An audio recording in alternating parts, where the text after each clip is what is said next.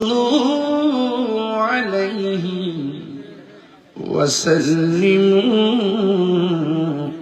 تسليما اللهم صل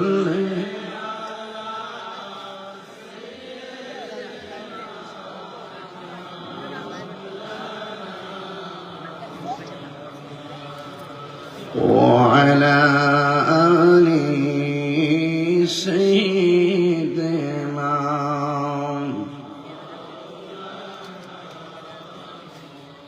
तेरी नस्ल पाक में बाचा बाचा नूर का तू है आईने नूर तेरा सब घराना नूर का अल्लाहुम्मा सल्ली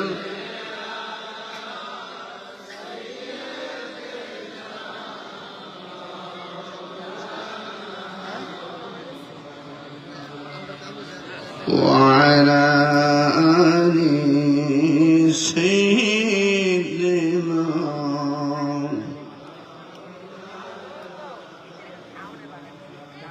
আমার বাবারা বন্ধুরা খুতবার শুরুতে পোস্টারে প্রেস করলাম, খুতবার পরে দরুদ শরীফ পড়ে ওয়াজ শুরু করলাম। 8:30 ওয়াজ শেষ করব ইনশাআল্লাহ। তবে একটা কথা বলে দিয়ে যাই, কোন ডানে বামে যাব না, ডাইরেক্ট কথা হবে আজকে। আপনারা জবান খুলে বলেন ইজ্জতের মালিক কে? বৃষ্টি দেওয়ার মালিক কে? তুফানে যখন প্যান্ডেলটা উড়াইছে অনেক মানুষই খুশি খুশি বাপ। এখন যখন এই প্যান্ডেল ছাড়া খোলা আকাশের নিচে মানুষগুলো যখন ঝাঁকে ঝাঁকে বসে গেছে, এদের কলিজার ভিতরে আগুন লেগেছে। কথা বলেন ঠিক?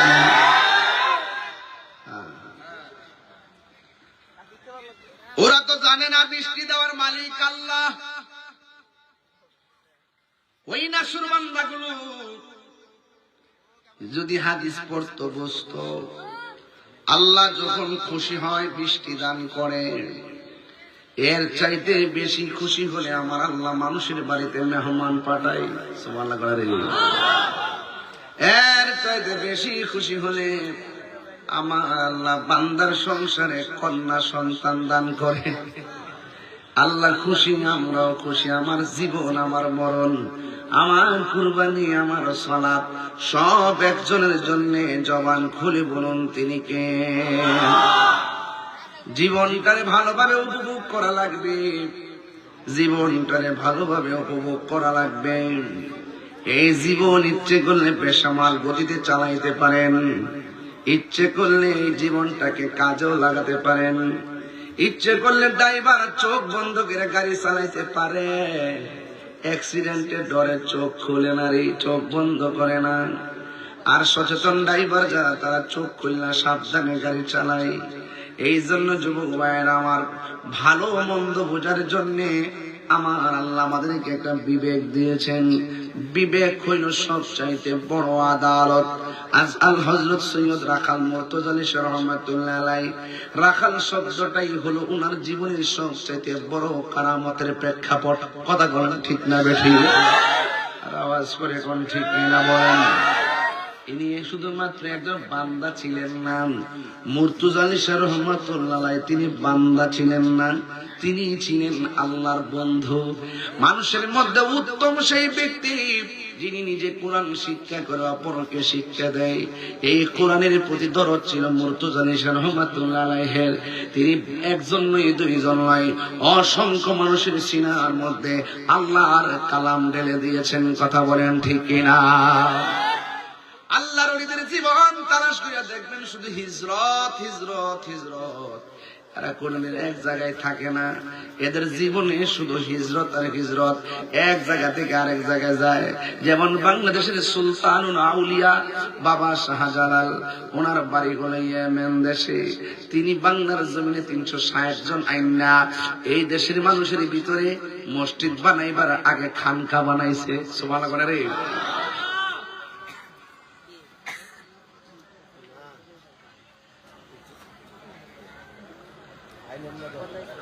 এখন প্রশ্ন হলো, খানকা বানাইছে কেন? খানকা বানাইছে এই জন্য, মসজিদ বানাইয়া আজান দিব সেই পরিবেশ বাংলার জমিনে ছিল না। বুরহানুদ্দিনের নাম নিশ্চয়ই আপনাদের মনে আছে। আকিকা দিতে গেছে, আল্লাহু আকবার বলছে, কত প্যারা ফুয়াইতে হয়েছে। আজকে তারা হিকমতের মাধ্যমে খানকা আগে বানাইছে। ইসলামের ইতিহাসে খানকা বড় দামি জিনিস, কথা কোন ঠিক না বেটি? খানকা এখানে বাপ গাম্ভীর্যের মাধ্যমে আধ্যাত্মিক চর্চা যেখানে হয়, দিনের চর্চা যেখানে হয়, যেখান থেকে দিন চর্চার সাপ্লাই হয়, ওই জায়গাটাকে খানকা বলা হয়। ও বন্ধুরে, যখন খানকা বানাইয়া মানুষগুলো যখন থেকে দীক্ষা শিক্ষা দিচ্ছেন, আস্তে আস্তে যখন মানুষ দিন বুঝতে শুরু করেছে, পর্যায়ক্রমে তারা মসজিদ নির্মাণ শুরু করে দিয়েছেন। এই জন্য আমার যুবক ভাইয়েরা, এই দেশের মানুষগুলা ইসলাম প্রচার করে নাই। এই দেশের মধ্যে বিভিন্ন কাফেলা আসছে দল বেঁধে বেঁধে, এখনো কায়দার নাম কাওয়ায়েদে বাগদাদি আছে না নাই? দেশ হলো বাংলাদেশ, কায়দার নাম হলো বাগদাদ। এই জন্য কেন বাগদাদি কায়দা জানেননি? ওই বাগদাদ শরীফ থেকে কাফেলা আসতো, আইসা খানকা বনে আমরা কোরআন শিক্ষা দিত। ওই কাফেলাটা ছিল বাগদাদের, মক্কা মদিনা হইয়া বাগদাদ হইয়া কাফেলা বাংলার জমিনে আইসা কোরআন শিক্ষা দীক্ষা দিয়েছেন। আল্লাহর ওলিরা যদি এই দেশের মধ্যে ইসলাম প্রচার না করতো, দুটি কাপড় পরতেন, দুটি কাপড়। আল্লাহ এই জন্য আমি প্রায় মাহফিলে বলি, সিন্নি খাইলেন কার দ্বারা, মোল্লা ছিলেন না। আজকে ওলি আল্লাহর মাজার ভাঙতে যান, যারা দেখলাম কয়, যে দেখলাম বলছে ওলি আল্লাহর মাজার ভাঙ্গা দাও। এবার বলতো কি জানেননি? কয় বলতো শাহজালালের কবর, শাহপরানের কবর, গোলাপ শাহর কবর, কল্লা শহীদের কবর, যত উঁচু কবর আছে সব লাইট খাইয়া ভাঙ্গা লাও। কইছিনি নাম নাকি তা? আব্দুর রাজ্জাক বিন ইউসুফ। আব্দুর রাজ্জাক বিন ইউসুফ হলো আহলে হাদিসের বড় হুজুর। আমরা আহলে হাদিস না, আমরা আহলে কিতাব না। আহলে কিতাব শুধু আহলে কিতাব যারা করে এরা জানতো, শুধু আহলে হাদিস যারা নাকি আমরা হলাম আহলে সুন্নাত।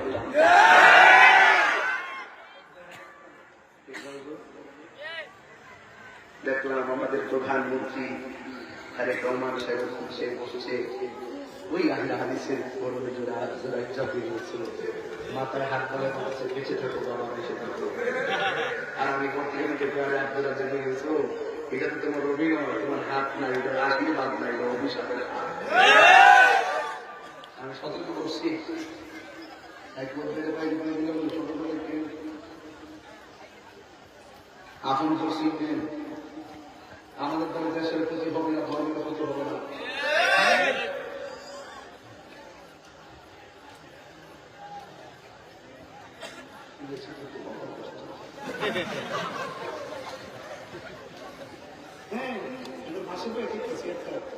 কেমনে গেল আমরা জানটা তো গেছে, এত বড় ইফতার আয়োজন করছে, প্রথম সারিতে বলছে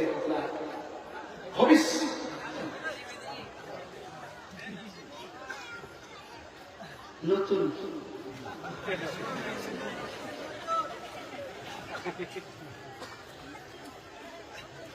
আপন পর সিনে, আপন পর সিনে দেশ যারা চালাবেন, যারা ধর্মের অপব্যাখ্যা করে, যারা আউলিয়া কেরামের বিরোধিতা করে, যাই আব্দুর রাজ্জাক বিন ইউসুফ বলেছে আমার নবীর আব্বা আম্মা নাকি জাহান্নামী, এই মানুষটা আপনার পাশে স্থান পেল কিভাবে? আপনার তো দরকার ছিল ক্ষমতায় এসে তার বিরুদ্ধে আইন প্রয়োগ করে তাকে গ্রেফতার করা।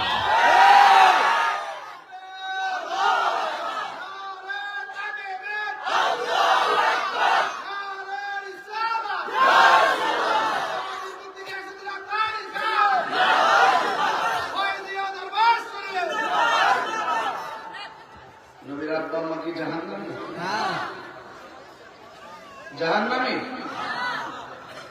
গায়ে লাগে না, ক্ষমতা লাগবে নাকি, শিয়াল লাগবে নাকি? হ্যাঁ, যার ভিতরে নবী আছে, যার ভিতরে নবীর মোহাম্মত আছে, আমরা তার সাথে আছি। যার ভিতরে নবীর মোহাম্মত নাই, সে যত পদের মালিক হোক, আমরা তাকে স্যান্ডেলও মনে করি না। বলবে একটু সতর্ক থাকবেন। সেখানে ঘুরে ঘুরে এক করছে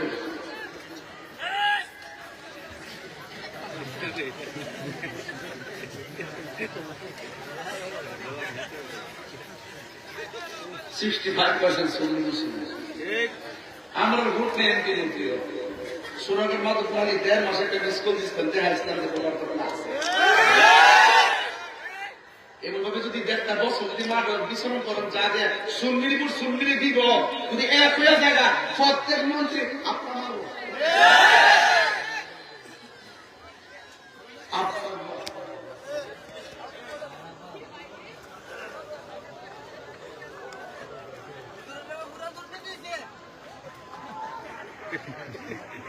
আমার মা কারণ না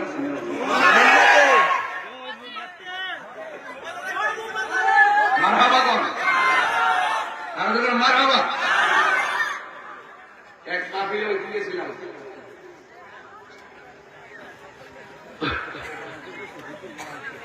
ওই দিন যাওয়ার পরে একজন আমাকে তো কোন দল করবে তোমরা, আমার বন্ধু রাজি কাজ করে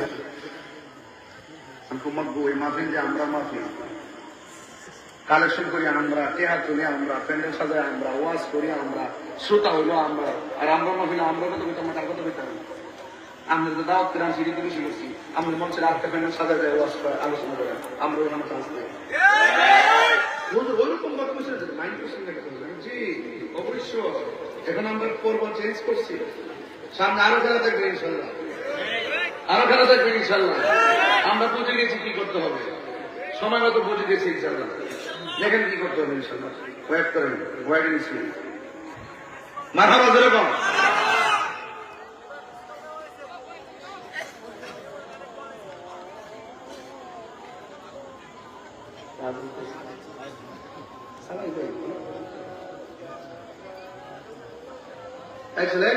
এই বাবু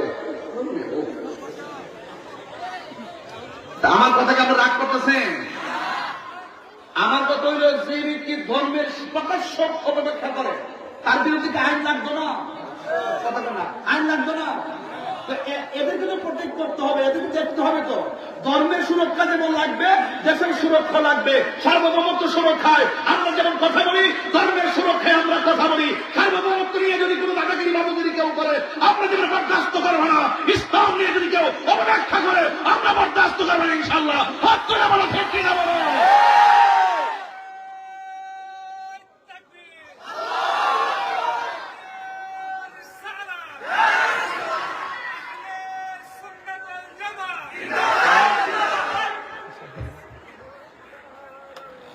আল্লাহু আকবার জোরে বল।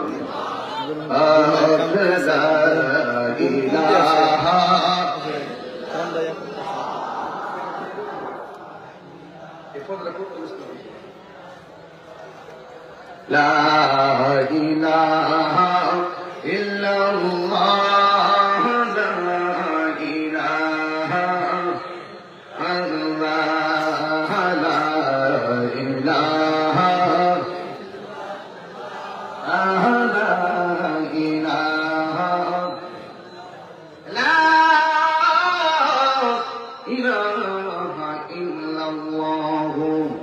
মুহাম্মাদুর রাসূলুল্লাহ সাল্লাল্লাহু আলাইহি ওয়াসাল্লাম। জোরে জোরে বলুন সুবহানাল্লাহ। আল্লাহ রাব্বুল আলামিন কোরআনে বলেছেন, কুল ইন্না সলাতি ওয়া নুসুকি ওয়া মাহইয়ায়া ওয়া মামাতি লিল্লাহি রাব্বিল আলামিন। আমার নামাজ আল্লাহর জন্যে, আমার কুরবানি আল্লাহর জন্যে, আমার জীবন জীবন আল্লাহর জন্য, আমার মরণ আল্লাহর জন্য, সব কিছু বিসর্জন দিব একমাত্র আল্লাহর সন্তুষ্টির জন্য। এই জন্য আমার যুবক ভাইয়েরা, আল্লাহ রাব্বুল আলামিন আমাদেরকে দয়া করে দুনিয়াতে পাঠিয়েছে। আজকে সৈয়দ রাখাল মুর্তজা আলী শাহ রহমাতুল্লাহ আলাইহির দরবারে মাহফিল আসলাম। বেলায়েতের ওয়াজ করার দরকার, কিন্তু সময়টা তো বাবা অল্প। এরপর আমি একটু আওয়াজ করে দিয়ে যাই, একটু ওয়াজ করে দিয়ে যাই, একটু বোঝাইয়া দিয়া যায় মারিফতের সম্রাট হযরতে মাওলা আলী রাদিয়াল্লাহু তাআলা আনহু। কথা বলেন ঠিক না বেঠিক? এই যে তরিকতের এত আওয়াজ করি, এই তরিকতের নেম প্লেট স্টেশন হলো মাওলা আলীর দরবার। এই মাওলা আলী রাদিয়াল্লাহু তাআলা আনহুর দরবার থেকে আমাদের মাঝে বেলায়েতের সিলসিলা জারি হয়ে গেল।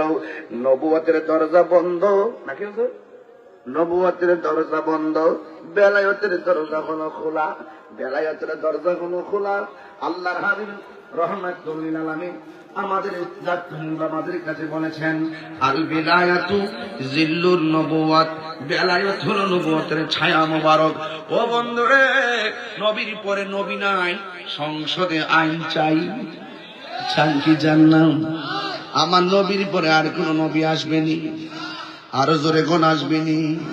বন্ড মুসাইলামাতুল কাজ্জাব যখন চারা দিয়া উঠছে, নরম সাহাবী গরম হয়ে গেছে। সুবহানাল্লাহ। নরম সাহাবী গরম হয়ে গেছে। নরম সাহাবী কে? নরম সাহাবী হলো হযরতে আবু বকর সিদ্দিক রাদিয়াল্লাহু তাআলা আনহুর নেতৃত্বে মুসাইলামাতুল কাজ্জাব ভণ্ড নবী দাবিদারকে পরাজিত করলো, ধ্বংস করলো, নাস্তানাবুদ করলো। কিন্তু বড় কষ্ট লাগে, উচিত কথা কেউ কয় না, দায়িত্বহীন ভাষায় কেউ কথা বলে না। অনেকে ভয় পায়, জেল নিয়ে যায়। অনেকে ভয় পায়, কেউ নি তারে মন্দ কয়। আরে মন্দ পাওয়া পরের দিন শেষ। বাবা শাহজালালের বাংলাদেশ। কথা বলেন ঠিক কিনা? এই জন্য আমার যুবক, কি ভাষায় ওয়াজ করব? আমার নবী আপনার নবী বলেন, নবুয়ত হলো বেলায়েত হলো নবুয়তের ছায়া মুবারক। এই জন্য আমার নবীর পরে কোন নবী আসবে না। আল্লাহর হাবিব বলেন, আনা খাতামুন নাবিয়্যিন লা নাবিয়্যা বাদি, আমি নবী হলাম শেষ নবী, আমার পরে আর কোন নবী আসবে না। আল্লাহ আমাকে 6টা মর্যাদা দিয়েছেন। এই 6টা মর্যাদা পৃথিবীর কোন নবীকে দেয় নাই। আদম নবীকে দেয় নাই, ইব্রাহিম নবীকে দেয় নাই, ইউনূস নবীকে দেয় নাই, ইয়াহইয়া নবীকে দেয় নাই, দাউদ নবীকে দেয় নাই, মূসা কালিমুল্লাহকে দেয় নাই। 1,24,000 পয়গম্বর, কোন নবীকে 6টা মর্যাদা দেয় নাই। আল্লাহ আমারে 6টা মর্যাদা দান করছে। এই জন্য তো আমরা শ্রেষ্ঠ নবীর শ্রেষ্ঠ উম্মত। 1 নম্বর হলো আমার নবী বলেন, অতীত বেজাওয়ামিল কালিমে, আল্লাহ রাব্বুল আলামিন আমাকে ভাষাগত ইলম দান করেছেন। যে যেই ভাষায় আমাকে ডাক দোক না কেন, আমি নবী তার ভাষা বোঝার ক্ষমতা আমি রাখি। যদি কন্যা সুবহানাল্লাহ। এক একটা নবীর আল্লাহ দুনিয়াতে পাঠাইছে, এক এক নবীর জন্য এক একটা এরিয়া বলছে, এই জায়গার মধ্যে নামাজ পড়লে পড়বা, এই জায়গার মধ্যে তুমি নামাজ পড়বা। আমার নবী বলে, উম্মত রে, আমার আল্লাহ আমার জন্য, আমার উম্মতের জন্য সারা পৃথিবীর জমিনটারে আমার আল্লাহ মসজিদ বানায়া দিছে। এই জন্য খানকায় নামাজ পড়লে হয়, মসজিদে নামাজ পড়লে হয়, বিলের পারে জমিনে গামছা বিছাইয়া নামাজ পড়লে হয়। কারণ আমার আল্লাহ নবীর খাতিরে গোটা জমিনটারে মসজিদ বানায়া দিয়েছে। এই মসজিদের দরকার আছে না নাই? আর জোরে গন্না আছে না নাই? ওই মসজিদ বানালেন আল্লাহর হাবিব সাল্লাল্লাহু আলাইহি সাল্লাম। আরো বলেন, আল্লাহ রাব্বুল আলামিন আমাকে আরো মর্যাদা দিয়েছেন। কয় কি মর্যাদা? আল্লাহ রাব্বুল আলামিন আমার মাঝে একটা ভয় দিয়েছেন। ওয়ানুসিরতু বিররুবে, আমাকে আমার মাঝে এমন একটা ভীতি দিয়েছেন, কাফের বলি না শত্রু বলি আমাকে একা পেয়েও মারতে পারে না। এই 2 পাশ দিয়ে চুয়াল হয়ে এমন ভাবে বের হয়ে যেত প্রতিপক্ষকে ঘায়েল করার জন্য। আল্লাহ রাব্বুল আলামিন আমাকে সহযোগিতা করেছেন। 3 নম্বরে গেল। 4 নম্বর হলো কি জানেননি? আমার নবী বলেন, আমি নবী হলাম শেষ নবী, আমার পরে কোনো নবী আসবে না। এই জন্য মুরাদনগরের বাবা, এখনো বাংলাদেশে এমন কিছু মানুষ আছে, তলে তলে যে সরকার আসে তার কাছ থেকে কোটি কোটি টাকা হাতায় আনে। এর নাম হলো কাদিয়ানির গোষ্ঠী। কথা কোন ঠিক কিনা বলেন? এই কাদিয়ানি আপনাদের এলাকাতে না থাকতে পারে। এই কাদিয়ানিরা কিন্তু গোপনে গোপনে কোন দেশের এজেন্ডা যে বাস্তবায়ন করে আমি জানি না। যেমন এবারে তো দেখছেন ইরান আর ইসরায়েল যখন লাগছে, আমার দেশের আহলে হাদিসরা ইসরায়েলের পক্ষ নিছে।